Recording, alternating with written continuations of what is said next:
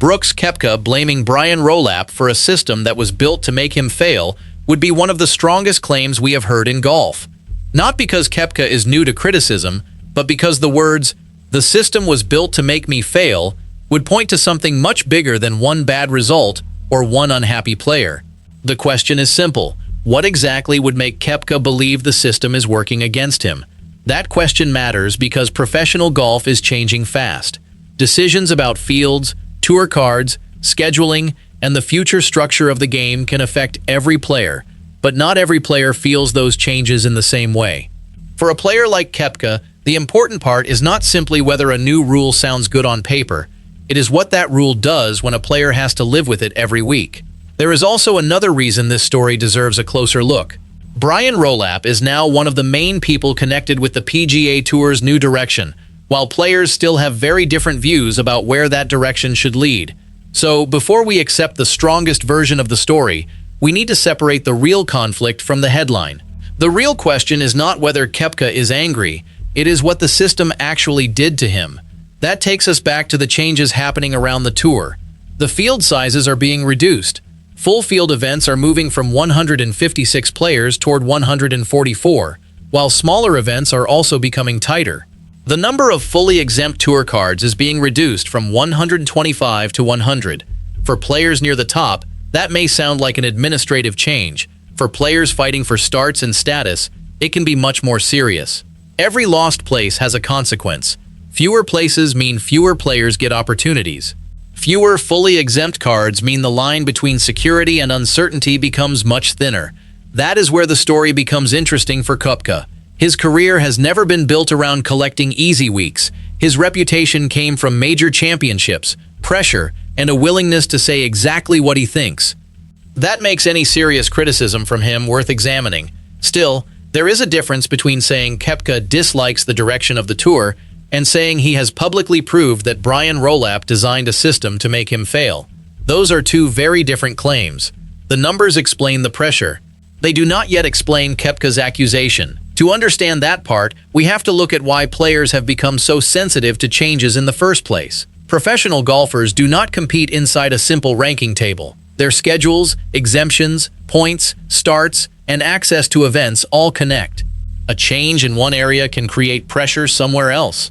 Imagine a player who once had a guaranteed place in a full field event. Reduce the number of players, and that place is no longer automatic for everyone. Now imagine the same player is also fighting to keep tour status.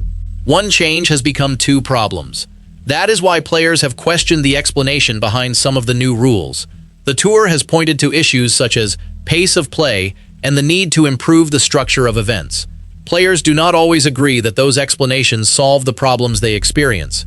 Lucas Glover has criticized the pace of play argument, while Matt Fitzpatrick has also spoken against the repeated use of pace as an explanation. Those comments matter because they show that the disagreement is not limited to one player. Yet Kepka remains a different case. He is not usually the player people look to for a long explanation of tour policy. His public image has always been more direct. When he thinks something is wrong, he tends to say it without dressing it up. That makes the exact evidence even more important. If Kepka truly blamed Rolapp in a live setting, the words matter. The setting matters.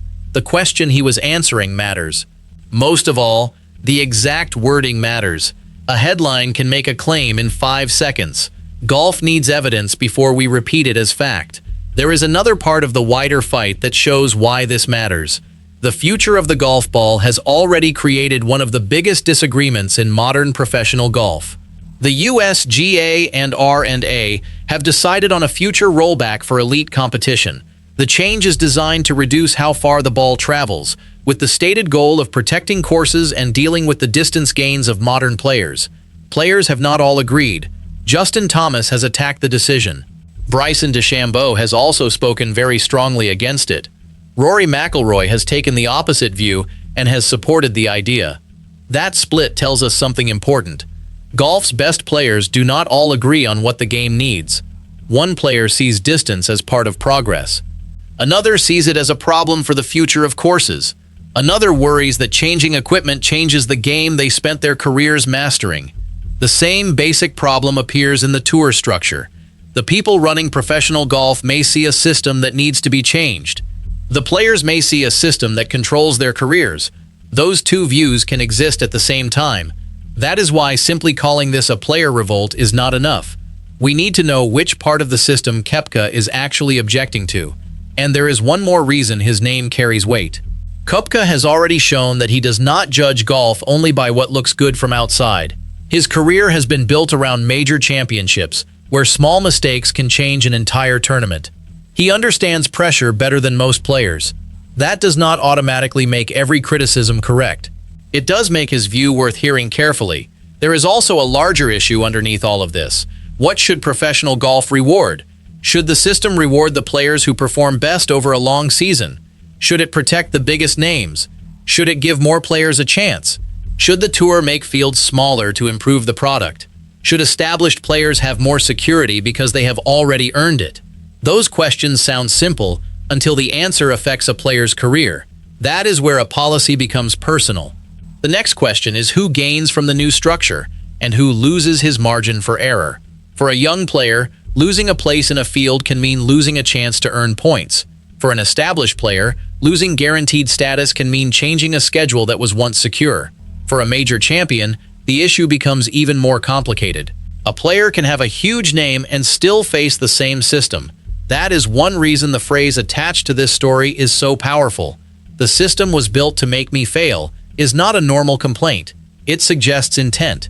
It suggests that the system is not merely flawed. It suggests that the outcome was designed. That is exactly why we cannot quietly turn a dramatic headline into a confirmed quote without checking the source. The supplied material gives us plenty of evidence that professional golf is dealing with major disagreements. It gives us field size changes. It gives us tour card changes. It gives us the golf ball fight. It gives us public criticism from several major players. What it does not give us is a verified transcript of Kepka saying those exact words to Rolapp. That distinction may sound small. It is not. In golf, the difference between "I do not like this system" and "this system was built to make me fail" is enormous. The first is criticism. The second is an accusation about intent. That means the story cannot honestly end by pretending we heard evidence that was never provided. Still, there is a reason the accusation feels believable to some fans. The structure of professional golf has become complicated. Players are dealing with the PGA Tour, the majors, the international game, changing schedules, new event structures, equipment rules, and decisions made by governing bodies. At the same time, players have very different levels of security. A superstar can survive one bad stretch. A player fighting for status may not have that luxury. That difference creates resentment even when nobody intends to create it. Consider the reduction in fully exempt cards.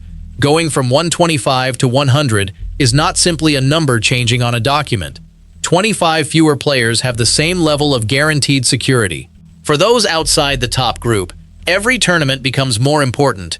One missed cut matters. One poor month matters. One lost opportunity can affect the next opportunity. That is how a policy can create pressure without anyone needing to design it specifically against one player. And that is the part that makes the title's wording so important. Maybe the real issue is not that the system was literally built to make Kepka fail. Maybe the deeper complaint is that the system can produce outcomes that a player believes are unfair. Those are not the same thing. The difference becomes even clearer when we look at another major complaint from players.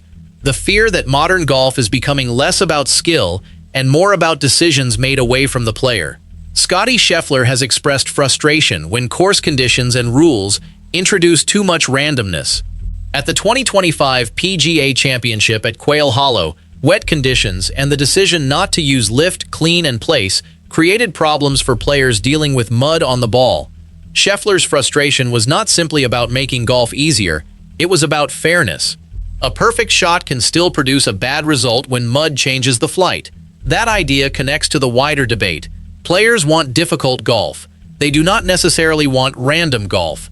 That distinction is important because professional players spend their careers trying to control what they can control. A rule, setup, field decision, or equipment change can alter that balance. Koepka's story sits inside that larger fight over what professional golf should reward. This is also why the name Rolapp keeps appearing in the conversation. The tour needs leadership. Someone has to make decisions. Someone has to decide how events are structured, how the schedule works, how many players get opportunities, and how the tour should operate in the future. But leadership also creates responsibility. When players dislike a change, they need someone to question. That does not mean the person leading the organization caused every problem. It means the leader becomes the person expected to answer for the direction. That is the position Rolapp now occupies. Yet there is still a major gap between being responsible for a system and personally targeting a player. That gap cannot be filled with dramatic language. It needs evidence. This is where the title becomes more interesting than it first appears. If Kepka really made that accusation publicly, the obvious next question is what happened before it. Was there a specific policy? Was there a specific event? Was there a decision that directly affected his playing opportunities? Was he talking about his own situation or the wider player group? Was the system about tour membership, event access, scheduling, or something else? Without that detail, the accusation remains incomplete. And incomplete accusations can be dangerous in sports media because one strong sentence can hide 10 weaker facts. Golf fans deserve the 10 facts. That is especially true when the subject is Brooks Koepka. His history means fans already know he is comfortable with pressure. They know he has built his reputation through major championships. They know he has competed in a different structure of professional golf and has been part of the biggest changes in the sport. So the interesting question is not whether Kepka can handle pressure. The interesting question is whether the system around him has changed enough to create a problem he believes he cannot solve with his golf. That is a much stronger story. A golfer can fix a swing. He can change his equipment. He can work on putting. He can prepare for a major. He cannot personally change the rules of the tour. That is where the power balance becomes important. A player controls his shots. The tour controls the structure around those shots. When those two sides disagree, the player can speak, but the organization still controls the system. That is the heart of the conflict. It is also why the phrase, "built to make me fail," would be so serious if it were confirmed. A player saying the system is difficult is normal. A player saying the system was built for his failure is something else. It claims the problem is not accidental. It claims the design itself is the problem. That is the line we must not cross without proof. If that exact accusation is real, the evidence should show exactly what Kepka was talking about. That evidence is the missing piece in the material we have. The supplied transcript is centered on Scottie Scheffler and the wider fight over the future of professional golf. It does not contain the alleged live exchange between Kepka and Rolapp. That means we can use the wider context to explain why such an accusation would matter. We cannot use it to invent the missing exchange. This may sound less dramatic than the headline. In reality, it makes the story more useful, because now we can see the difference between three separate things. First, the PGA Tour is changing. Second, players have real reasons to question some of those changes. Third, the specific claim that Kepka told Rolapp the system was built to make him fail requires direct evidence. Those 3 points should not be mixed together. The first is part of the supplied material. The second is supported by the player criticism described in that material. The third is the claim that still needs verification. That is the part a serious golf story has to protect. There is another reason this matters for Kepka. If a player publicly attacks a tour leader, the consequences are not limited to one interview. It can change how the player is viewed by fans. It can influence how other players respond. It can turn a private disagreement into a larger fight over control of the sport. One player speaks, another player agrees, a governing body answers, then the story grows. That is how golf arguments become much bigger than the original complaint. The ball rollback debate shows exactly how quickly that can happen. One decision created different camps. Thomas took one side. DeChambeau took another strong position. McIlroy supported the rollback. The disagreement became a debate about the future identity of golf. The tour structure can create the same kind of divide. Players who already have security may see a change differently from players who need every start. Players with major status may see the system differently from players trying to reach the next level. That does not make one side automatically right. It makes the conflict real. And that is why Kepka's role matters. If he has a specific complaint, we need to know exactly what it is. If he has criticized the system generally, we should say that. If he directly blamed Rolapp, we should quote the actual words and explain the setting. If the quote cannot be verified, we should not manufacture certainty. Golf has enough real drama without adding fake evidence. The pressure is already there. The tour is changing. Players are debating the rules. Field sizes are changing. Tour status is becoming more difficult for some players. Equipment rules are changing. The people running the sport are being asked to explain those choices. The players are being asked to accept them. That is already a serious conflict. One missing quote could change the entire story, so that is where the final answer has to come from. The final question, then, is the one the headline puts in front of us. Did Brooks Koepka actually blame Brian Rolapp and say that the system was built to make him fail? Based on the material supplied for this script, we cannot honestly say yes. There is no verified direct quote from Kepka in the supplied transcript. There is no confirmed transcript of a live exchange with Rolapp. There is no specific piece of evidence showing Kepka made that exact accusation, so we should not present it as an established fact.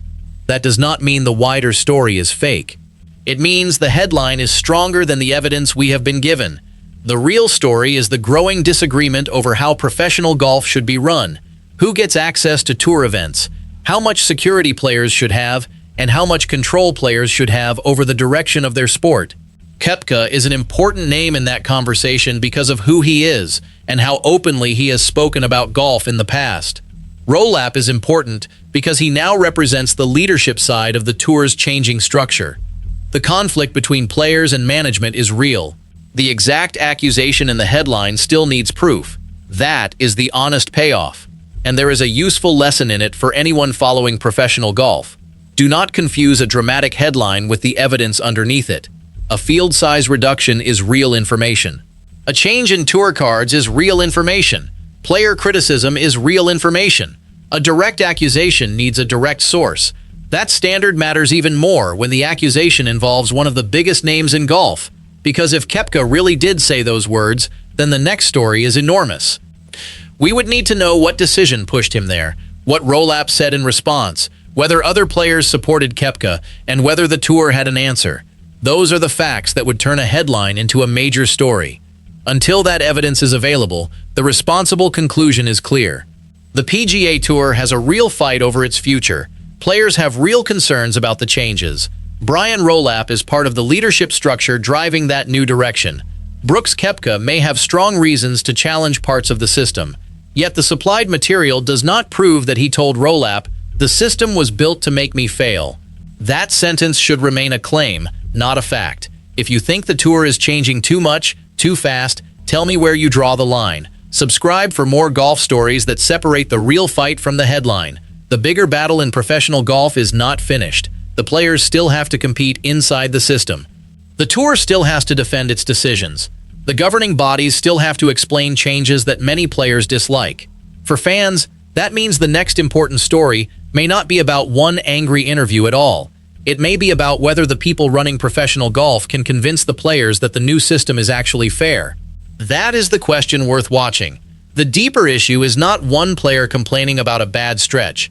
It is how professional golf decides who gets a fair chance to compete. When fields shrink, every start becomes more valuable. When status lines move, preparation changes. A player cannot simply plan a season around golf anymore. He also has to plan around access, entry lists, sponsor categories, and the way points are distributed.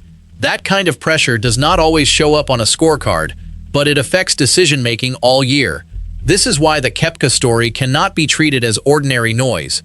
He has spent his career around the biggest tests in the game. He knows what a difficult setup looks like. He also knows when a problem comes from the course and when it comes from the structure around the course. A tough pin position is part of golf. A rule that limits opportunity is different. Players can accept difficult conditions when they believe the test is honest.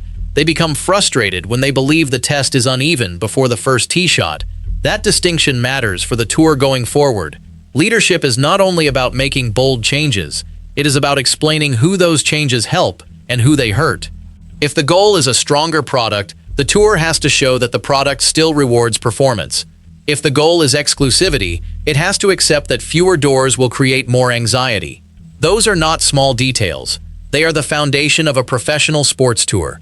For fans, the easiest mistake is to turn every dispute into personality drama. This story is bigger than one disagreement between a player and an executive. It is about the direction of the sport. It is about whether golf wants to be a merit-based circuit, a star-driven league, or something in between. Until that question is answered, every policy change will be examined through suspicion. That is not paranoia. That is the natural result of players living inside rules they did not write.